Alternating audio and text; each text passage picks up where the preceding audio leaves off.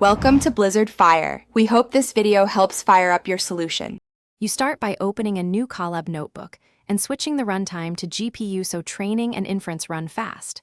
Next, mount your Google Drive and make a clear folder for models, configs, and outputs. This prevents accidental file loss. Then upload the Stable Diffusion checkpoint and any tokenizer or config files you need into that folder. Once done, install required Python packages and verify CUDA is available. Make sure versions match the repository requirements so dependencies won't break later. Clone the recommended Colab-ready repository and switch to the branch designed for notebooks. This reduces manual edits. Install dependencies with pip and conda commands shown in the notebook, explicitly matching Torch and CUDA builds to the runtime's GPU. Then load the model checkpoint by setting the path variables and, if needed, authenticate with Hugging Face or another token provider.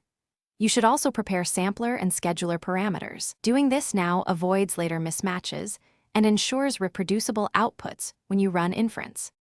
Execute a quick inference with a simple prompt and low resolution to confirm the model loads and generates without crashing.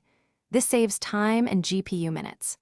Once confirmed, scale up steps, tweak CFG scale, and swap samplers or VAE models for improved quality, saving each result to your drive.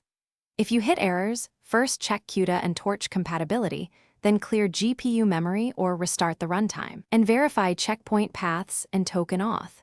One key troubleshooting tip: mismatched package versions are the most common cause of failures. Thanks for watching. If you found this helpful, don't forget to like and subscribe.